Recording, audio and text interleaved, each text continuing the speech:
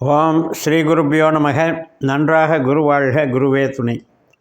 பரபிரம்ம ருத்ரகாயத்ரி ஞானஸ்தலத்தின் நண்பர்களுக்கு வணக்கங்களும் வாழ்த்துக்களும் கூறி, கும்ப லக்னத்திற்கு லக்னத்தில் இருக்கிற சனி, 5ஆம் இடத்தில் இருக்கிற செவ்வாய் ஒரு தொடர்பை ஏற்படுத்துகிறது குருவின் மூலம்.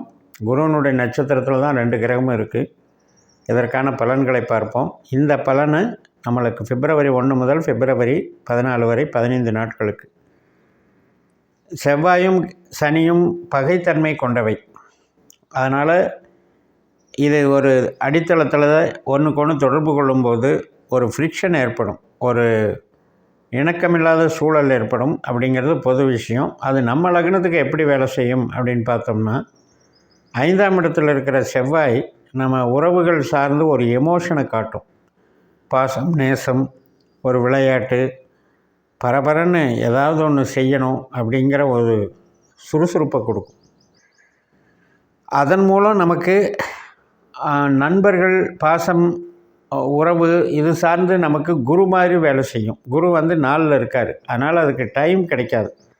நம்ம ஒரு ரிலாக்ஸ் பண்ணலாம், நம்ம ஒரு என்ஜாய் பண்ணலாம், ஒரு பொழுதை கழிக்கிறதுக்கு பொழுதுபோக்காக நம்ம ஏதாவது செய்யலாம் அப்படின்னு நினச்சா அந்த விஷயத்தை தடை பண்ணுறது குருவாக இருக்கும். 4ஆம் இடத்துல அதே குருவனுடைய நட்சத்திரத்தில் சனியும் லக்னத்தில் இருக்கார். அப்படின்னா இந்த சனி தாமதமாக திங்க் பண்ணும், மெதுவாக யோசனை பண்ணும், ஒவ்வொரு ஐடியாவாக மெதுவாக அது சொல்லி கொடுக்கும். ஆனால் நடப்பு சூழல் அதுக்கு உதவாது. இப்போ நமக்கு தோன்ற சிந்தனைகள், ஐடியாக்கள் அது செயல்படுத்த முடியாத சூழல் அங்கே இருக்கும். அப்போ இதை வச்சு நம்ம புரிஞ்சுக்கணும்.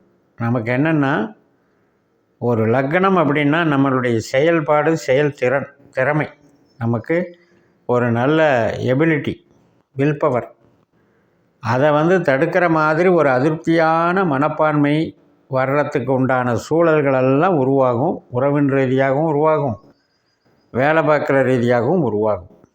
இப்போ 10ஆம் இடம் அப்படின்னு எடுத்துக்கிட்டிங்கன்னா, 10ஆம் இடத்துக்கு அதிபதியே செவ்வாய் தான். அப்போ அந்த 10ஆம் இடத்துல இருக்கிற நட்சத்திரம் தான் சனி. அப்போ அந்த சனி கொஞ்சம் வலுவிழந்து காணப்படுகிறார். பட் அந்த 10ஆம் இடத்தை குரு பார்க்கறதுனால தொழில் ரன் ஆகுது, ஆனால் திருப்தி இல்லை. அதே மாதிரி செவ்வாய் என்ன பண்ணுறாரு, 5ஆம் இடத்துல போய் உட்கார்ந்துருக்காரு.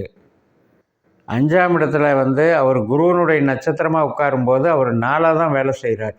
4ஆம் இடத்துல குரு இருக்கிறதுனால ஒரு எதிர்பார்த்த ஒரு அன்பு, இணக்கம், பாசம், ஒரு உறவுகள் சார்ந்த மகிழ்ச்சி, குழந்தைகள் சம்மந்தப்பட்டதில் திருப்தி, இதெல்லாம் தடைபடுது. அப்போ இதுக்கு தொழிலுக்கு நல்ல அமைப்பு தான் இது. தொழில் சார்ந்த நன்மைகள் நடக்கும். ஆனால் உறவு சார்ந்த விஷயத்தில் அதிருப்தி இருக்கும், பெருசாக தீமை நடக்காது. இப்போ ஒரு நம்ம குழந்தைக்கும் நமக்கு கான்டாக்ட் குறைஞ்சி போகுதா, அல்லது அவர் பிரிஞ்சு போகிறாரா, வெளியூருக்கு போகிறாரா, பிரிவுகள் நடக்குதா, அவருக்கு ஏற்படக்கூடிய செலவுகள்னால நமக்கு ஏற்படக்கூடிய அதிருப்தி, ஸோ இந்த மாதிரி நடக்கும். இது யாருக்கு நடக்கும் அப்படின்னா, நமக்கு சனி செவ்வாய் திசையோ புத்தியோ அந்தரமோ சூட்சமோ நடந்தால் அவங்களுக்கு நடக்கும். அப்படி இல்லாதவங்க இந்த பாயிண்டில் ஒன்றும் இது பண்ண வேண்டியதில்லை. இருந்த போதிலும் செவ்வாயினுடைய நட்சத்திரங்கள் மிருகசிரீஷம், சித்திரை, அவிட்டம், அதே மாதிரி சனியினுடைய நட்சத்திரங்கள் பூசம், அனுஷம், உத்திரட்டாதி. இந்த 6 நட்சத்திர நாட்கள் இடையில் இந்த 5 நாளில் வரும் இல்லையா, அந்த நாட்களில் கொஞ்சம் கவனமாக இருந்துக்கணும்.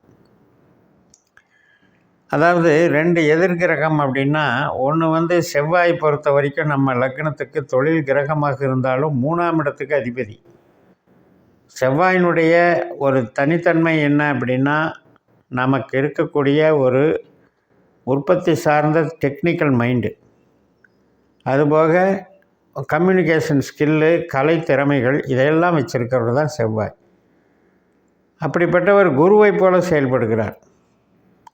அப்போ குரு நமக்கு 4ஆம் இடத்துல இருக்கிறனால அந்த 5ஆம் பாவம் அது சார்ந்து நம்ம என்னென்னலாம் எதிர்பார்க்குறோம், ஆசைப்படுறோம், ஒரு ரிலாக்ஸாக இருக்க விரும்புகிறோம், ஒரு சுப நிகழ்ச்சிகள், ஒரு சந்தோஷ நிகழ்ச்சிகளை ஏற்படுத்தலான்னு நினைக்கிறோம். ஆனால் அதுக்கெல்லாம் வாய்ப்பு இல்லாமல் சூழல் அமையும் போது ஒரு அதிருப்தி ஏற்படுது, அவ்வளோதான். அதே நேரத்தில் நம்ம நம்ம திங்க் பண்ணுறதுக்கும் நம்ம செயல்படுத்தக்கூடிய ஒரு திட்டங்களுக்கும் இடையில் ஒரு முரண்பாடு இருந்துக்கிட்டே இருக்கும். இதை செஞ்சால் நல்லாயிருக்கும், இதை செஞ்சால் நல்லா இருக்கும்னு மனசு சொல்லும். ஆனால் செய்ய போகும்போது ஏதோ ஒரு விஷயம் வந்து அதை தடுத்துரும், அதை முழுமையாக செய்ய விடாது. அதனால் மனசுக்கு டிஸ்டர்ப் ஆகும். அதே மாதிரி தான் படிப்பு சம்மந்தப்பட்ட காரியங்கள், கலைத்துறையில் படித்தாலும் சரி, நம்ம வந்து ஒரு சர்டிஃபிகேட் கோர்ஸ் மாதிரி படித்தாலும் சரி, அது மாதிரி இதுகளில் வந்து ஓவராக நம்ம ஆர்வத்துக்கு தடை போடுற மாதிரி அங்கே இருக்கும். இது எல்லாமே இந்த 15 நாட்கள் மட்டும்தான். அதுக்கு மேலேயும் குருவனுடைய நட்சத்திரத்தில் தான் இந்த ரெண்டும் பயணிக்குது. ஆனால் பாதம் மாறிடுது. சனி செவ்வாய் வந்து பூரட்டாதி, சனியில் வந்து பூரட்டாதி 3 இருக்கும். அதே மாதிரி செவ்வாய் வந்து பூரட்டாதி 1 போகும், வக்கரத்தில் இருக்கிறதுனால. அது வந்து டேட்டு வந்து மாறி மாறி நடக்கும். இப்போ நம்ம சொல்கிறது வந்து 14ஆம் தேதி வரைக்கும் ஒரே அம்சத்தில் 2 கிரகமும் சேருது, ரிஷப நவாம்சம் பெறுது.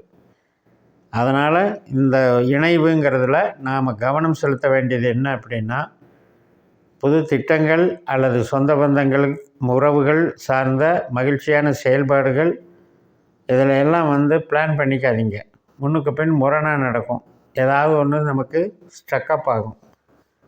ஆனால் தொழில் சம்மந்தப்பட்ட ஒரு பணவரவு சம்மந்தப்பட்டது, உத்தியோகம் சம்மந்தப்பட்டது, அது ட்ரேடிங்காக இருந்தாலும் சரி, மேனுஃபேக்சரிங்காக இருந்தாலும் சரி, கமிஷன் தொழில், கலைத்தொழிலாக இருந்தாலும் சரி, நல்லது நடக்கும். அதில் ஒன்றும் பாதிக்காது. சனி கிரகம் செவ்வாய் கிரகம் அப்படின்னு எடுக்கும் பொழுது, நம்ம ஜனன ஜாதகத்தில் பாஸ்கர அஸ்ட்ராலஜி சிஸ்டத்தில் கணிக்கும்போது 8ஆம் பாவ உபநட்சத்திரமாகவோ 12ஆம் பாவ உபநட்சத்திரமாகவோ வந்திருக்கக்கூடாது.